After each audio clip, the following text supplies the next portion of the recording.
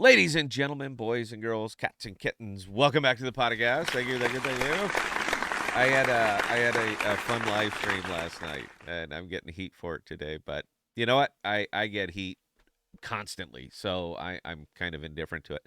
Uh, DePIN, man. Look, I understand that I keep coming back to this so much, but I like to talk about the things I'm involved with. I don't tell people what to do with their money. I merely illustrate what I'm doing with mine because it's working out. That's really where it comes down to is it's just working out really well for me, and I just want to show it and add some context and all of that other good stuff because there's a lot of noise in crypto, man. This is kind of where we live, and it's the I don't know what it is, man. It's the whole get rich quick overnight kind of culture thing.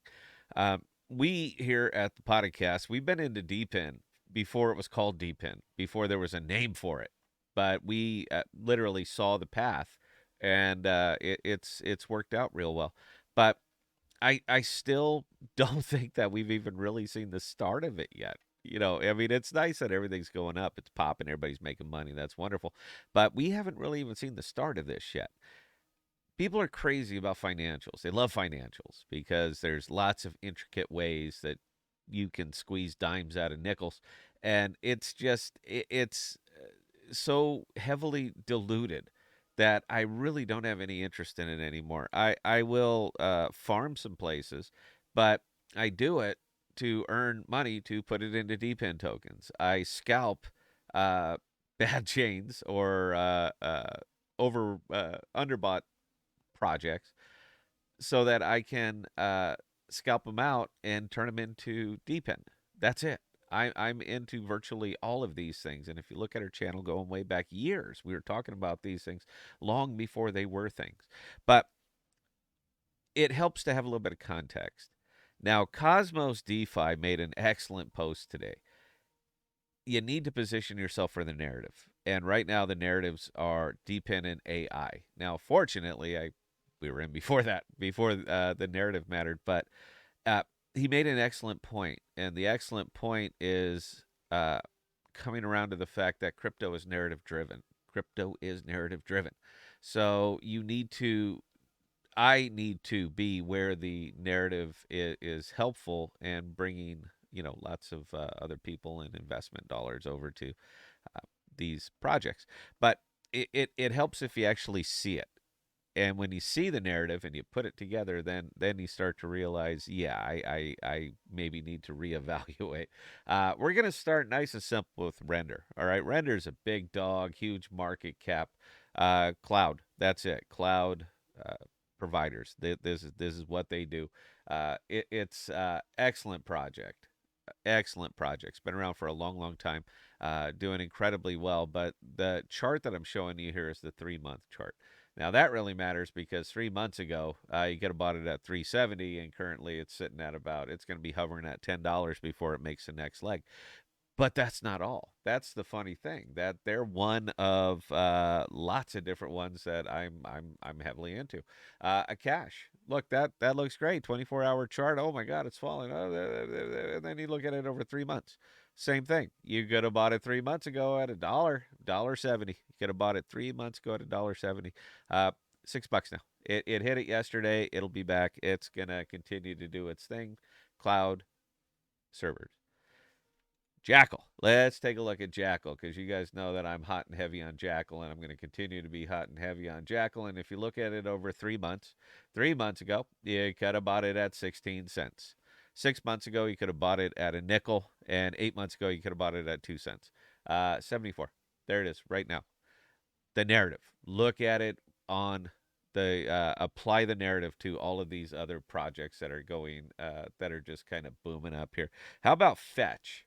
Now, Fat and AI is really starting to. I mean, it's just bombing up. It's blowing up everything, but it's been doing it over the last 3 months. That's kind of the funny thing. So 3 months ago, you could have bought Fetch at 50 cents. It's $2.54 right now. 3 months. The narrative, guys, the narrative is what is bringing this thing over. And it is not by itself. Take a look at Singularity. Love me some Singularity. NewNet is an excellent project.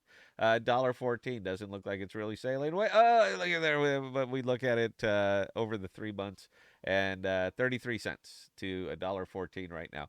Believe it or not, this one is actually not making the gains that everything else is, that all these other projects over here. Everything else is 10x, 20x, 40x fetch, from its low of about 6 cents to where the hell it is now. Uh, yeah, I mean, you're talking about massive gains that are coming out of these things, but they're all stemming right about the same time, mid-February. All right, people were picking up on it, they were going for it, and then off you go. I'm not saying buy these. I'm not saying that. I'm saying I did. That's what I'm saying, and that's what this channel is for. Because I like to talk about what I do with my money. I need more exposure. I mean, you hate to say it, man, but I need more exposure. I'm a big fan of diversifying your investments. Huge fan. But my diversified investments are in Jackal. They are in Akash. They are in Cudos, Fetch, Singularity, Render.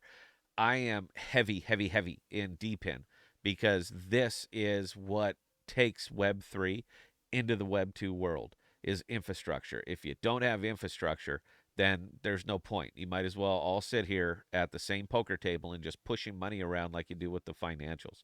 This is external money. This is legacy money that's coming into Web3 because they get the products and they get them cheaper.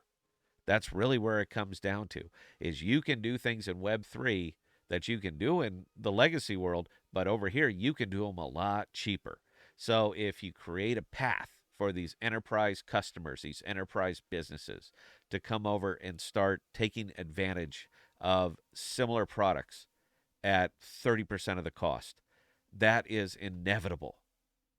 That's all it is at that point is inevitable. Now we just have to scale.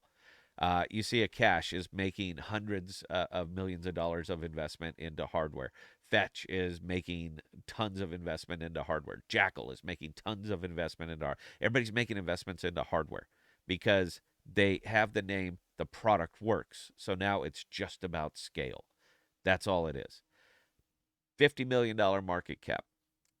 Even in crypto, that's a little bit low.